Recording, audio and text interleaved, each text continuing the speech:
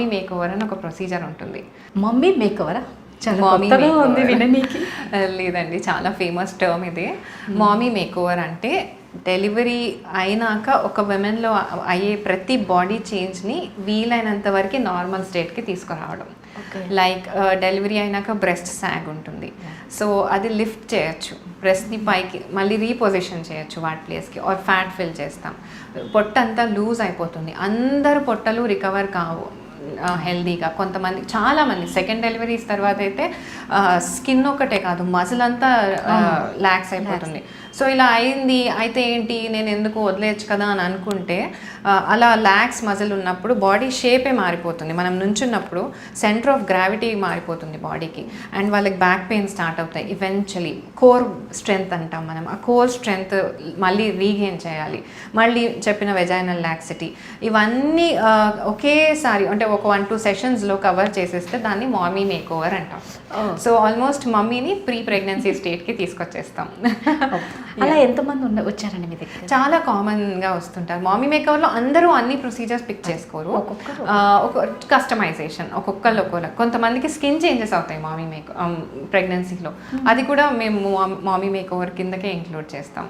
అట్లా చాలా బాగుంది. అంటే పెళ్లి కాని అమ్మాయిలకి, కాలేజ్ వాళ్ళకి, స్కూల్ పిల్లలకి, మదర్స్కి, లేటర్ ఏజ్ వాళ్ళకి, అదే మొత్తం అందరికీ.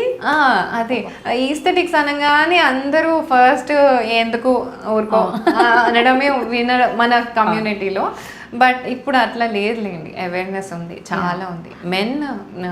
మేల్ బ్రెస్ట్ ఎంతమందికి ఎన్లాస్ట్ మేల్ బ్రెస్ట్ ఇవాంటి లైఫ్ స్టైల్ మూలన ఫీమేల్ హార్మోన్స్ కొంచెం రేషియో ఎక్కువ అవ్వడము, మేల్ బ్రెస్ట్ డెవలప్ అవ్వడం.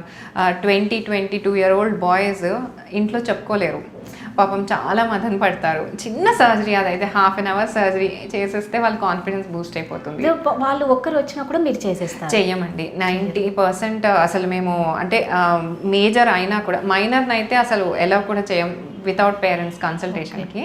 మేజర్ అయితే కన్సల్టేషన్ వరకు పర్వాలేదు, కానీ సర్జరీస్ మాత్రం ఒక అటెండర్ ఉండాలి. అంటే వాళ్ళ హిస్టరీ మేము బయటికి చెప్పాం, వాళ్ళు ఎందుకు సర్జరీ వస్తున్నారు అవంతా అవసరం లేదు, కానీ ఒక్క family member, blood relative or ఒక రెస్పాన్సిబుల్ పర్సన్ లేకపోతే చెయ్యరు. సో ఇలా వస్తూనే ఉంటారంటే ఇలాంటి అబ్బాయిలు చాలా మంది, అసలు చాలా మంది మేము ఇంట్లో చెప్పలేదు, పొద్దున్న షాపింగ్ కన్నా వచ్చేసాము చేసేసేయండి, ఇలాంటి రిక్వెస్ట్ బాగా వస్తాయి మాకు.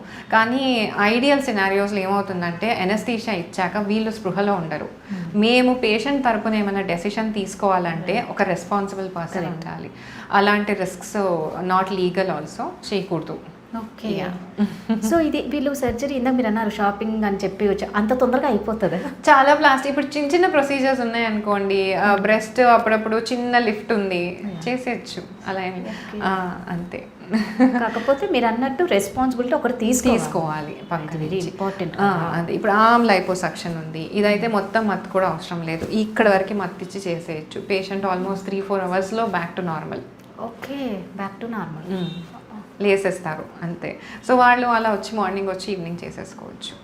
చాలా ఈ ఫిల్లర్స్ అట్లాంటివి అయితే చాలా ఒక 10 minutesలో అయిపోతుంది మ్యాక్సిమం ప్రొసీజర్. సో మీ దగ్గర నుంచి ఇప్పుడు మామూలుగా అంటే అందరూ రావడం, వేరే చిన్న చిన్న ఊర్లలో నుంచి కూడా వస్తుంటారు? ఊర్ల నుంచే యాక్చువల్లీ ఇప్పుడు డ్రైవ్ పెరిగింది, ఎందుకంటే అక్కడ అవేర్నెస్ ఇక్కడంటే అందరూ చూస్తున్నారు వచ్చేస్తారు. ఇప్పుడు కొంచెం ఊర్లలో ఇన్స్టాగ్రామ్ వచ్చాక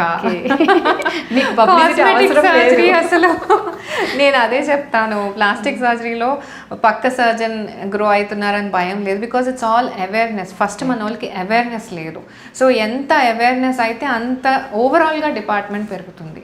ఓకే. సో మీకు ఊళ్ళ నుంచి చాలా మంది ఊళ్ళ నుంచి బాగా వస్తారు యాక్చువల్లీ. ఇంకా వాళ్ళు ఏంటంటే ఎవరికి అక్కడ ఇప్పుడు వాళ్ళు ఉండే ఊర్లో తెలియకూడదు కదా, రైట్, వచ్చారా చేయించేసుకున్నారా వెళ్ళిపోయారా. సో వాళ్ళు మీరు చెప్పంగానే వాళ్ళకి అర్థం చేసుకుంటారా? మేము వాళ్ళ లాంగ్వేజ్లో చెప్తాం. ఏదైనా పేషెంట్ చెప్పాను కదా, పేషెంట్ బ్రెయిన్లోకి వెళ్ళి మా బ్రెయిన్ అక్కడ పెట్టేసి ఇది అని పిక్చర్ చూపించగలగాలి. ఒక 1 hour అవుతుంది ప్లాస్టిక్ సర్జరీ కన్సల్టేషన్, 10-15 minutes కాదు. ఫస్ట్ టైం అయితే నాకు 1 hour మినిమం పడుతుంది కన్విన్స్ చేయడానికి. యంగ్ గర్ల్స్ ఉన్నారు అంటే అలాంటి వాళ్ళకి చెప్తాం కూడా. ఇప్పుడు బ్రెస్ట్ రిడక్షన్ అనుకోండి, యంగ్ గర్ల్ వచ్చి పెళ్లి కాని అమ్మాయి చేయించుకుంది, స్కార్ పడుతుంది బ్రెస్ట్ మీద, అది చెప్తాం. స్కార్ ఏముంది మేడం, ఒక లైనే కదా అని. పెళ్ళైనాక హస్బెండ్ వచ్చి అడుగుతారు ఎందుకు వచ్చింది స్కార్. రిడక్షన్ అంటే ఎవరు నమ్మరు, కరెక్ట్. అప్పుడు నేనుగా ఒక సర్టిఫికేట్ లాగా ఇవ్వడము ఆ కేస్ షీట్ ఇవ్వడము, ఇట్లా అయింది అమ్మాయికి బ్రెస్ట్ రిడక్షన్, అలా నమ్మి ఓకే అనే హస్బెండ్స్ ఉంటారు. అలా కూడా కాకపోతే సో అమ్మాయికి ముందే హైలైట్ చేసి పెడతాం, అమ్మ నీకు ఒక స్కార్ పడుతుంది, నువ్వు పెళ్ళి అయ్యేటప్పుడు చెప్పినాక పెళ్లి చేసుకో, తర్వాత ప్రాబ్లమ్స్ చేయొద్దు. అసలు రిడక్షన్ వదిలేయండి, చిన్న చిన్న నాన్ మ్యాలిగ్నెంట్ లీజన్స్ ఉంటాయి బ్రెస్ట్లో, అవి తీయించుకోవాలి తప్పదు, ఫైబ్రోయిడినోమాస్ అని. ఆ స్కార్స్కి కూడా చాలా చాలా పెద్ద పెద్ద గొడవలైన ఫ్యామిలీస్ తెలుసు, కానీ వాళ్ళు ప్రూవ్ చేసుకోలేరు అది క్యాన్సర్. ఇప్పుడు ఏంటంటే వాళ్ళకి క్యాన్సర్ ఏమో వాళ్ళ తరపు నుంచి కూడా జెన్యూన్ డౌటే, బట్ అలాంటి డౌట్స్ ఉంటాయి. సో ముందే చెప్పి పెట్టేయమని చెప్పేస్తాం. ఇప్పుడు కొంతమంది పెళ్లి కాకముందు టమీ టక్ కూడా చేయించుకున్న వాళ్ళు కూడా ఉంటారు. ఎందుకంటే వెయిట్ గెయిన్ అయిపోయి హెవీగా అయిపోయారు, మేడం నాకు టమీ రెడ్యూస్ చేసేయండి అని. వాళ్ళకి అది ఎవరు టమీటక్ స్కార్ అనుకోరు. టమీటక్ స్కార్ సేమ్ మన సిజేరియన్ స్కార్ లాగానే పెద్దగా ఉంటుంది, ఇంకా ఎవరు టమీటక్ స్కార్ అనుకోరు పెళ్ళి కాకముందు. సో అలాంటివి కొంచెం ముందే చెప్పి పెట్టేస్తాం, కౌన్సిల్ చేస్తాం, వాళ్ళకి టైం ఇస్తాం ఆలోచించుకోవడానికి, ఇది తర్వాత ఎఫెక్ట్ ఉంటుంది, సో ఆలోచించుకోండి అని. సో సర్టిఫికేట్ ఇస్తే కొంతవరకు, సర్టిఫికేట్ అంటే ఒక కేస్ షీట్ లాగా మేము చేసాము అని. సో అట్లీస్ట్ వాళ్ళకి వచ్చిన వాళ్ళకి కొంచెం కాన్ఫిడెన్స్ బూస్ట్ ఉంటుంది. ఒక్కొక్కసారి కొంతమంది వాళ్ళ పెళ్లి కాకపోయే స్పౌజెస్ని తీసుకొస్తారు, వాళ్ళకి చెప్తాం మేము ఇలా జరిగిందమ్మా, నథింగ్ టు వరీ, ఫ్యూచర్లో ఏం ప్రాబ్లం లేదు అనేది చెప్పేస్తే దే ఆర్ ఆల్సో కన్విన్స్డ్. ఇప్పుడు మీరు అన్నట్టు ఇంత ఫ్యాట్ తీస్తారు కదా, మీరు అన్నీ చూస్తారు కదా, ఆఫ్టర్ పేషెంట్ ఒకవేళ చూడాలి ఎంత చూపిస్తాం. ఎవ్రీ పేషెంట్కి సర్జరీ అయిపోయినాక వాళ్ళకి ఎంత ఫ్యాట్ తీసాము, ఎన్ని లీటర్స్ తీసాము, ఎంత స్కిన్ తీసాము, ఏ చిన్న టిష్యూ పేషెంట్ నుంచి తీసినా పేషెంట్కి చూపించాలి కంపల్సరీ. అది పేషెంట్కి చూడటం ఇష్టం లేకపోయినా చూపించాల్సి అంతే. చిన్న ఇప్పుడు మనం వేరే సర్జరీస్ గడ్డలు ఉంటాయి, ఫ్యాట్ గడ్డలు అలాంటివి తీస్తారు కదా, అవైనా చూపించాల్సిందే. చూపించడం ఇస్ గుడ్, ఎందుకంటే తర్వాత రేపు తీయలేదు అంటే కష్టం కదా, అందుకే చూపిస్తాం.